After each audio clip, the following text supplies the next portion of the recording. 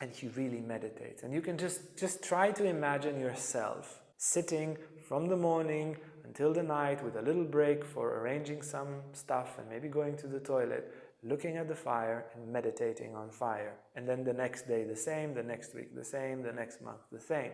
How would you feel?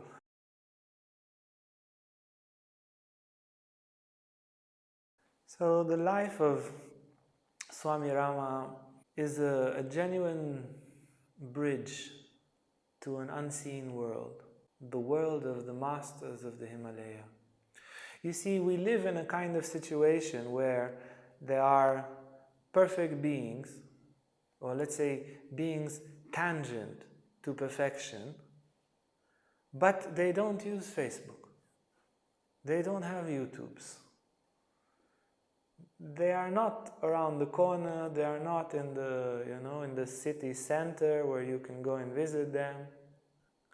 They are somewhere out there, very, very inaccessible, deliberately very inaccessible. And they don't often write much about their lives or share much, and they live in this veil of mystery.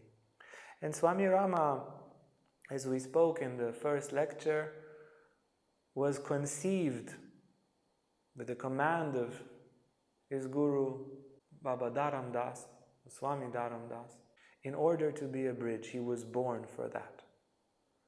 And he lived from childhood a double life, in the village, in the school, and in the Himalayas, in the cave. And back in the school and walking in the Himalayas again.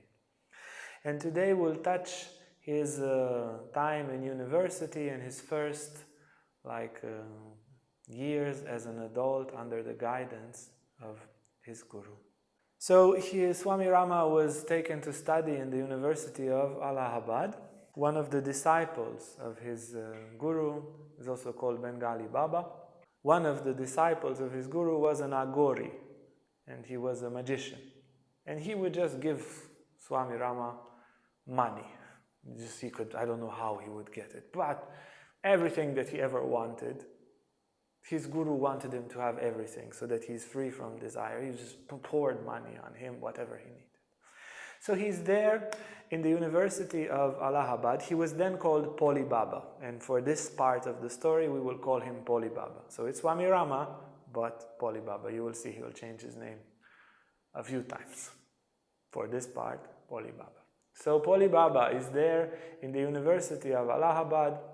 He's an extraordinary student, so bright. All the professors are amazed with his brilliant intelligence, philosophy and Sanskrit and religion. He's just bright, bright, bright. He doesn't invest very much. He's interested in many things. He enjoys life. And one of his teachers there was a mystic, a saint, a non-dualistic saint who would see himself as one with everything. He was also a great poet.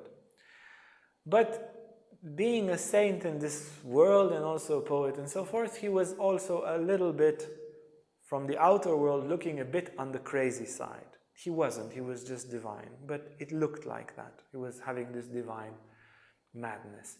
And now, aside from that, he was also a huge guy and a wrestler. In one of his divine madness moves, he went to a park, took off his clothes, and went to sleep on a bench. The guards come in the very, very early morning and ask him to go home. Now this is still, should be the 1920s or 30s. India is still under British occupation, and the British ladies of Allahabad are about to come and walk in the park. They're about to see this giant of a man naked. They're going to see everything about that giant of a man. So the guards ask him to, and he says, "No, it is my garden. How can you ask me? This is my home." And a fight begins, and all the guards try to hit him, but he's a giant of a man. He beats the whole pack. They're completely broken there. So they go and they bring the British army. So the whole unit of the British army comes to remove this man. Now the people tell them, this is a holy man. If you do anything to him, the whole city will come in uproar. You don't touch the saints. So they were like, okay, what should we do? They said, well, go and call Poli Baba, because he's his friend. So this young university student is called, they bring him from home. You can imagine the scene. The whole British unit, the police officers, the guards, all sorts of curious people, and this giant naked man who says, nobody's going to take me out of my house. Everywhere is my home. All belongs to me. I'm one with everything. Nobody will take me from my home. So Poli Baba comes. He's very happy to see him. Poli, how are you? Look at these crazy, crazy people. They want to take me out of my own home. And Poli tells him, my dear Swamiji, they didn't come to take you from your home. All is one. Nobody can ever be against you.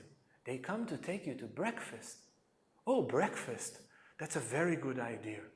Come, let's have breakfast. And then the entire British brigade goes with him, and he tells them, you better give him something to eat, and then you take him to the station. So he puts something on, and he goes and has breakfast. Just to give you a little bit of color of how colorful Poli Baba's life were. You can read much more this book, The 11th Hour. They had many adventures, these two. Very funny, very beautiful, very inspiring. Poli Baba travels with his master. He loves his master. He's completely devoted for his master, but he's not so interested in spiritual practice. He's just a young, devouring life, loving everything. So he would come with music, with these gramophones, how they're called, these old record players and musical instruments. All of that he would take to the Himalayas. Now all the Swamis sit and meditate, and he's there, bling, bling, bling, and they're sick of his music, and he's lazy, and he doesn't want to help with the cooking, and he is supposed to take out the pebbles from the beans, and he's like, well, if I do a bad job, they'll never ask me to do it again. He does a bad job, some Swami breaks his teeth. Now they are all great Swamis, all the disciples of his master, and they know exactly what's happening, and that's it, they understand he's completely crossed the line. In the morning, all the Swamis go and beat him up, and he goes to his guru and he says, oh, all these Swamis, what about Ahimsa? They beat me up, and what, they don't like my music. And then his guru looks at him very seriously, and he says, Poli, 40 years, no music for you. And he's like, oh, okay. He goes, he heals, and then when he gets to America, 40 years later, he buys a tabla and music and sitar, and for a whole summer he plays music, and he tells his disciples, 40 years are over. And he was so crazy, he would call his disciple, one of his main disciples, Panditji, he calls him at 2 o'clock in the morning. He says, hey, you want to hear me play the tabla? Disciple, sure. 2 hours he plays the tabla, and he asked him, how was that? It was sublime. Come to my room, let me play for you some more music. And he would just stay the whole night playing music. He loved it, yeah? Just to give you the color and the vividness of this man. His taste for practice is awakened when he's walking in the Himalayas with one of his master's disciples called Gudri Baba, Quilt Baba. This Baba would make a quilt. He would take pieces of cloth along his way, put them together, and make a very, very big blanket. And you can imagine, he was 94, he was doing it for decades. And by the time he was 94, the blanket was so huge, nobody could carry it. It was just like a ton of a blanket. It contained somehow all the memories of his life, charged with that power. And the quilt itself was magical, and people would get sick and he would heal them.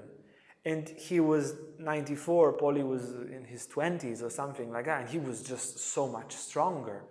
And he had all these amazing powers.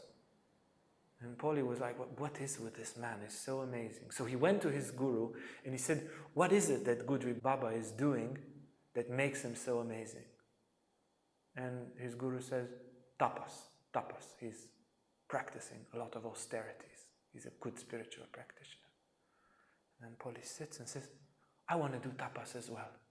And his guru was like, oh, thank God, how long have I waited for you to ask for initiation?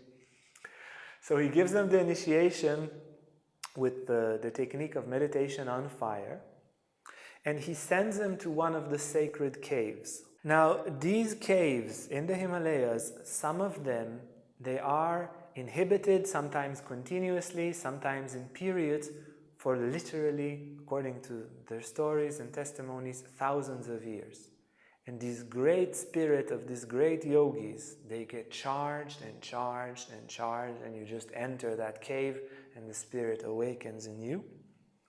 And his guru tells him, you go there, you make a fire, you look at the fire, you close your eyes, you see the fire inside of you. He gives some more specific details. If you want to know more, read the book. He gives some more specific details. How to meditate with the fire. And then when you cannot feel the fire within, you open your eyes and you look at the fire. And that's the practice. And you go there for a period. It's not like a 2-day, he went for a long period. I don't remember it mentioned how long. And then you go to the village once a day, you beg for food, you eat what they give you, and you return to your cave. That's all. And Poli loves his master, does what the master says, went there, made a fire, it was cold in the cave, and it was moist, and his bones, and the wood was wet, and it couldn't burn, and then until he had enough fire, until the cave got dry, and after some time he's able to meditate, he goes, people know he's an actual practitioner, not just some homeless leeching on society. They give him a bit of food, they give him a bit of wood, he meditates, and he really meditates. And you can just try to imagine yourself sitting from the morning until the night with a little break for arranging some stuff and maybe going to the toilet, looking at the fire and meditating on fire. And then the next day the same, the next week the same, the next month the same. How would you feel? Yeah, there is a very different state of consciousness awakening. And as that state of consciousness awakened in him, something paranormal happened. And one of the great yogis, the spirits that was there in the cave, said, we are pleased with your effort. You don't need to go and beg. And a hand with a plate of food was there. So he was like, wow, this is so amazing, and my practice is taking fruit. And he would eat the thing, and the next day the same, the next day the same, the next day the same. And then he attained, you do these practices normally until you attain a certain state. There is an indicator that you have succeeded your sadhana. So he goes back to his guru, and he's like, wow, he will be so happy that not just I succeeded in the practice, but also these paranormal phenomena happen, and the yogis of the past accepted me, and they support me, and it's so amazing. So he gets to his guru, and the guru looks at him raging, you lazy, lazy yogi. I told you to go and beg. You sat there in the cave and you ate what they gave you? And Poli was like, oh, I thought you would be happy they gave you food. I told you to do one thing and you did another. You would take the first plate of food, that's polite, and then you would say, please, my guru told me to go and beg. Give me spiritual blessings, not food. Thank you so much. But you didn't do that, and I'm very angry with you. And then Poli said, oh, but what can I do to awaken discernment? So that I can understand, because I didn't know. And that, next time we will speak about Poli Baba's tapas of discernment. Hey guys, if you like this video, make sure to like and subscribe to our YouTube channel for more content on spirituality, Tantra and more. And if you want to sign up for our online classes or for our retreats, you can see our website on the description below.